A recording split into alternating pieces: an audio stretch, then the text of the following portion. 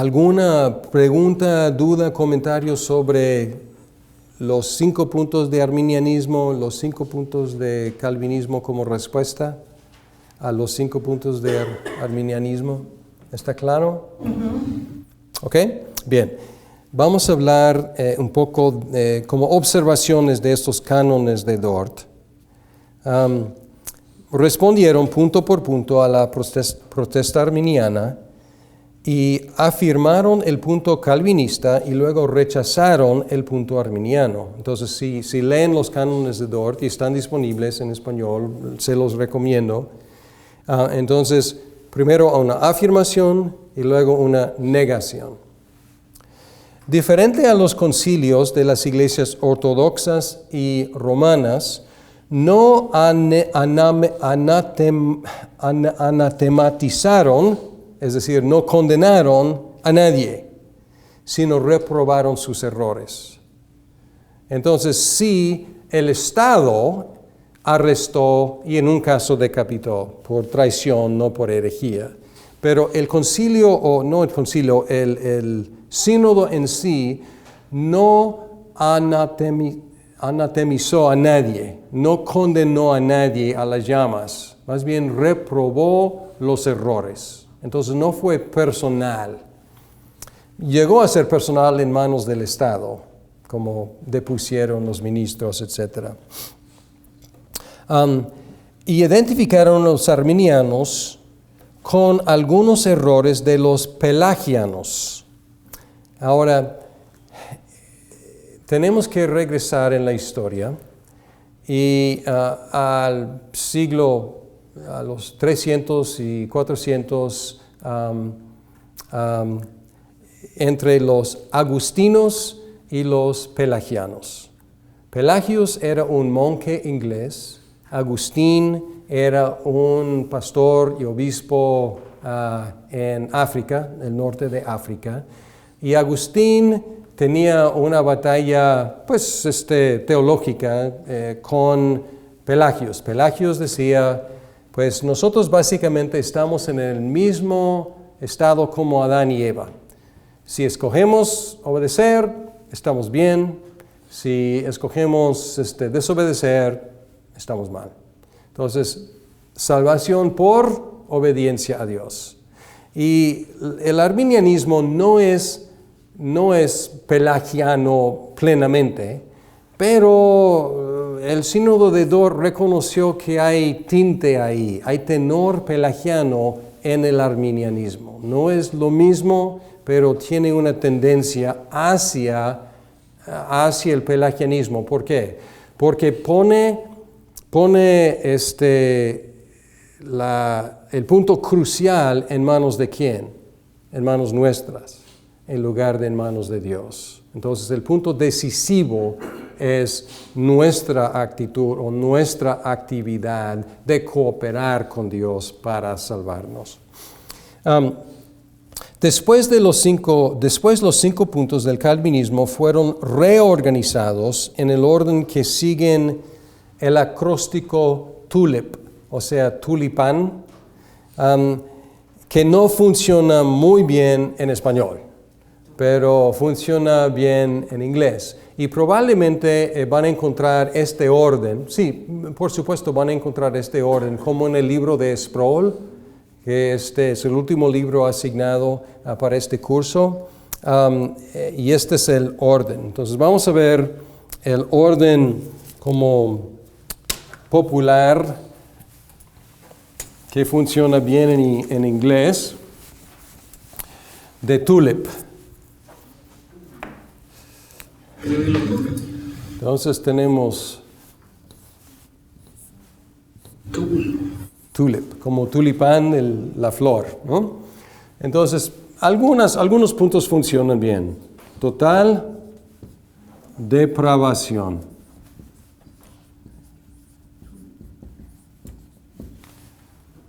Entonces, también se expresa como total incapacidad. Y originalmente esto fue el punto número 3 pero en este acróstico ya es el punto número 1. Son los puntos de Calvinismo, 5 puntos así popularmente se llaman los 5 puntos de calvinismo. Aunque básicamente lo que son los cánones de Dort reorganizados en una forma de este acróstico. Y de alguna forma este acróstico tiene un sentido lógico, porque empieza con el problema. Empieza con el problema. Y luego, este es el punto que no funciona bien, y esta es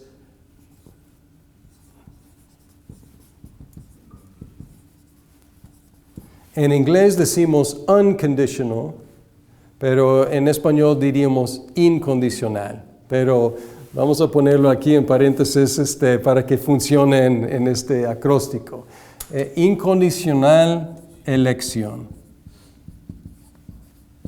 Entonces este es el punto segundo que originalmente era el primer punto. ¿Okay? Pero tiene sentido porque el problema, y si no tenemos ninguna capacidad, ¿cuál es nuestra única esperanza? Que Dios nos escoja sin condición, porque no podemos cumplir con ninguna condición. Y luego, limitada expiación. Originalmente este punto fue el punto número 2, ya es el punto 3. Y no me gusta, funciona con el acróstico, pero no me gusta mucho esta forma de decirlo, porque suena negativo, ¿no? Limitada la expiación.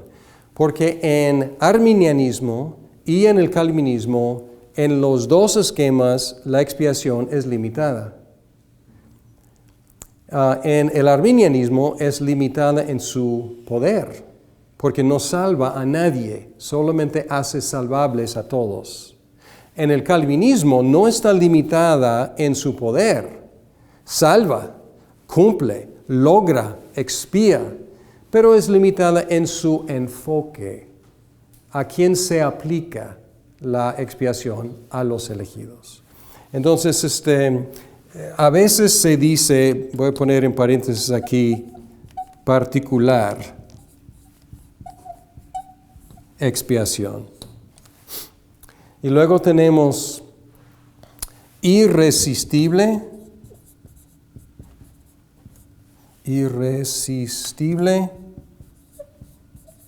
gracia. Y creo que fue el punto cuarto. Ese es el único que, no, 2 quedaron en su lugar. Entonces, irresistible gracia. El cuarto punto queda ahí. Y el último es perseverancia de los santos, o sea, de los creyentes. Y este orden tiene 2 cosas a su favor. Es memorable con el acróstico, por lo menos en inglés. Y también tiene sentido lógico, porque empezamos con el problema y luego tenemos Padre, Hijo, Espíritu Santo. Tenemos el problema humano, tenemos antropología aquí, y luego tenemos teología, que Dios nos elige desde antes de la fundación del mundo. Luego tenemos cristología, que Cristo, Él muere por a quienes Dios ha escogido. Y luego tenemos neumatología, tenemos la aplicación de la gracia irresistiblemente a los por quienes Cristo ha muerto y a quienes el Padre ha escogido. Y el resultado, tenemos aquí neumatología, pero también estamos tirando hacia la escatología, porque estamos hablando de perseverar hasta el fin. Entonces, como consecuencia de estos 3 puntos, es que los creyentes van a llegar a la glorificación. Entonces, pues yo creo que este orden es un buen orden porque abarca las diferentes categorías en un orden lógico, pero originalmente respondieron punto por punto a los arminianos. Por eso el orden ha cambiado. Bien. ¿Cómo lo ven? ¿Tiene sentido? Y pueden... Esa explicación del hombre, Padre, Hijo, Espíritu Santo, como que lo puso todo junto para mí. Sí, ¿no? Ayuda, ¿no? Que Sí, por eso bastante. prefiero... Yo lo entendía, pero como se explicó ahora, muy bien. Qué bueno, excelente, me da gusto. Sí, a mí también, como verlo cómo fluye lógica y teológicamente, cómo todo funciona como un sistema, ¿no? Bien, pueden encontrar esta doctrina en Westminster, porque Westminster es después del Sínodo de Dort. Y pueden encontrar algunas de las mismas expresiones en Westminster. Elección está en capítulo 1 de Westminster, la muerte de Cristo, la depravación del hombre. Vamos a ver los capítulos aquí. Decreto eterno de Dios es capítulo 3 de Westminster, y luego la muerte de Cristo, Cristo el medidor, capítulo 8. Podemos ver la depravación del hombre en capítulo 6, la caída del hombre, del pecado y su castigo. Y luego podemos encontrar la perseverancia de los santos, pues tiene un capítulo 17 que es perseverancia. La gracia irresistible está en capítulo 10, el llamamiento eficaz. Entonces, realmente todas estas doctrinas aparecen de alguna forma en Westminster también. Bien. Vamos a terminar con algunos comentarios de análisis. En cuanto al arminianismo, el arminianismo, como hemos ya reconocido, falla precisamente en el punto que quiere explicar. Y quiere explicar cómo se salva el hombre si no es por causa del decreto eterno de Dios, porque han eliminado esto como la causa final de la salvación de una persona. Sin embargo, nunca da una respuesta adecuada, porque no puede explicar por qué una persona cree y otra persona no cree. Solamente dice que algunos cooperan con la gracia preveniente para tener fe y arrepentimiento. Y así Dios, previendo su fe y arrepentimiento, los escoge como suyos. Y la gracia o la expiación se les es aplicada porque ya cooperaron y creyeron. Pero todavía no contesta la pregunta, ¿por qué algunos cooperan y otros no cooperan? Y quieren darnos la responsabilidad a nosotros, finalmente, de poder cooperar o no cooperar, pero no explica por qué algunos cooperan y otros no cooperan. Y obviamente no ha pasado, pero teóricamente era posible en este sistema, en este esquema de salvación, que nadie cooperara. Era posible, ¿no? Teóricamente era posible que nadie cooperara. Y si fuera así, nadie sería salvo. Porque a fin de cuentas, todos habrían resistido la gracia de Dios. Entonces, habría sido un plan fallado de salvación. Cristo habría muerto literalmente por nada, en vano. No habría salvado a nadie con su muerte. Obviamente no ha pasado, pero pueden ver que esta idea no va de acuerdo con el tenor de la Biblia, que no pone la actividad, la obra de Dios para salvar a los suyos como algo tentativo que podría fallar. No es igual al pelagianismo porque retiene la absoluta necesidad de la gracia de Dios y la muerte de Cristo.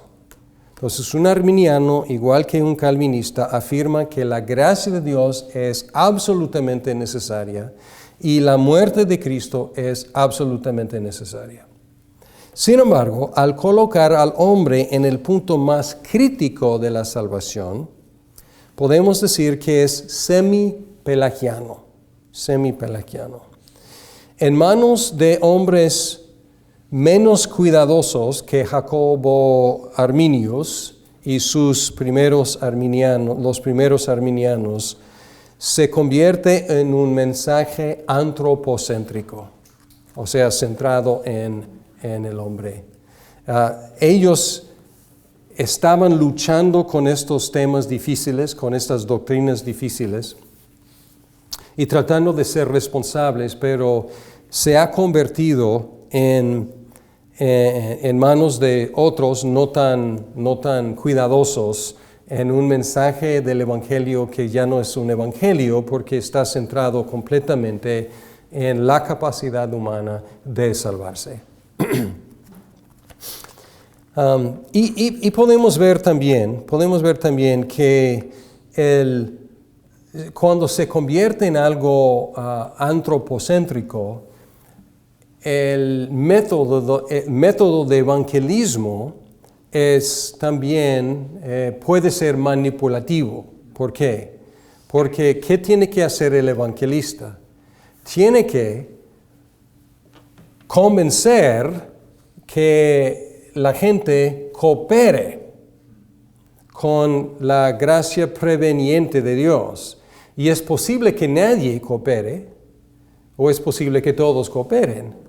Entonces, mucho está en manos de los oyentes y mucho está en manos del evangelista, de hacer que respondan. Pero es posible que nadie responda. En cambio, el calvinismo, siendo agustino, y yo diría más que agustino, bíblico, mantiene el enfoque en Dios, su gracia y su gloria. Y su mensaje básico es el mensaje que Jonás descubrió en el vientre del pez. Y él descubrió: la salvación es de Jehová. La salvación es de Jehová. Y para los calvinistas es esencial que enseñemos estas doctrinas con cuidado, con amor, con la gracia y la humildad que merecen. Porque, digo esto, porque a veces cuando alguien descubre que la salvación es del Señor, y descubre las doctrinas de la gracia, y descubre las doctrinas de la soberanía de Dios, a veces sale como conquistador, ya armado con una teología superior, y a veces no es tan humilde en la manera en la cual enseña estas doctrinas. Mi esposa tuvo esa experiencia, estaba de un trasfondo más arminiano y estaba luchando con estas doctrinas y la gente era muy dura con ella, tratando de convencerle de la gracia de Dios. Y es una contradicción, porque si alguien debe ser humilde, es el que no contribuye nada a su propia salvación. Es el que, como Jonás en el vientre del pez, tiene que concluir que no puedo hacer nada, todo depende del Señor. Esa debe ser la persona más humilde. Y la misma confesión de Westminster habla de esta doctrina y habla de cómo debemos tratar esta doctrina. Déjame encontrar, no lo tengo aquí. Bien, es capítulo 3. Capítulo 3 del decreto eterno de Dios. Y es el último párrafo, es el párrafo 8. ¿Esto en Westminster? Westminster, sí. Westminster, capítulo 3 del decreto eterno de Dios. Y es el párrafo 8. Dice, la doctrina, ¿sí la tienen? No, todavía. Ok, está bien. Ojalá que tuvieran páginas estos libros. ¿Sí? Dice, la doctrina de este alto misterio de la predestinación debe tratarse con especial prudencia y cuidado, para que los hombres, al atender la voluntad de Dios revelada en su palabra y al ceder obediencia a ella, puedan por la certeza de su llamamiento eficaz estar seguros de su elección eterna. De esta manera, esta doctrina proporcionará motivos de alabanza, reverencia y admiración a Dios, y humildad, diligencia y abundante consuelo a todos los que sinceramente obedecen al Evangelio. Sí, muy cuidadoso, muy tierno, muy pastoral, este cuidado, esta precaución. Pero otra cosa que nos debe hacer, además de hacernos humildes y cuidadosos y tiernos y agradecidos y cuidadosos, nos debe hacer valientes en la evangelización. ¿Por qué? Porque Dios ha escogido a millares y millones de personas. Y Cristo ha muerto y ha expiado los pecados de millones de personas. Y el Espíritu Santo irresistiblemente, eficazmente, aplicará su gracia a millones de personas y esas personas creerán. ¿Y cómo creerán? Creerán por medio de la palabra predicada.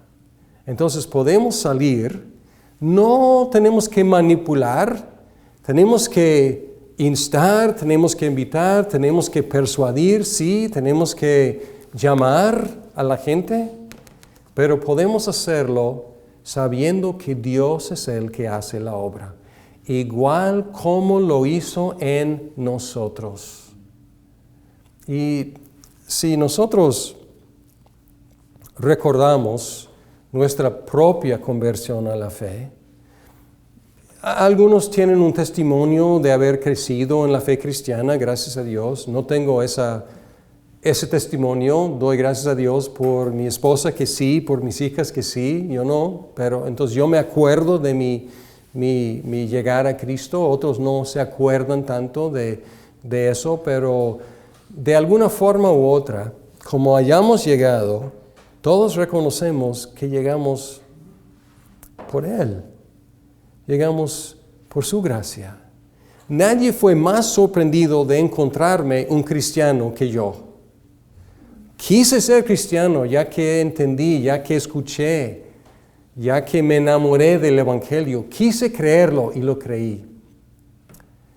Pero no estaba buscando a Dios para nada. Entonces, para mí es muy claro que Dios me buscó a mí. Y yo llegué a Él voluntariamente, pero Él me hizo querer llegar. Y además, podemos decir que todo cristiano cuando está orando, es en su instinto o su impulso, es un calvinista, es un agustino, es bíblico. ¿En qué sentido? ¿Qué decimos a Dios cuando estamos orando? ¿Qué decimos? Decimos gracias, gracias porque tú me salvaste. Y cuando estamos pidiendo por otros, ¿qué decimos? Dios, solo tú, sálvalos, tenles misericordia, abre sus ojos, Señor, abre camino para tu palabra para que respondan al Evangelio. Y ahí vemos, si nos llamamos arminianos o si nos llamamos calvinistas, ahí vemos cuando estamos arrodillados delante de Dios, estamos reconociendo que para nosotros y para todos los demás, la salvación es del Señor. Bien, pues con esta conclusión, a 5 solas y 5 puntos de calvinismo, vamos a tomar un descanso y hablar de un tema más, la teología del pacto.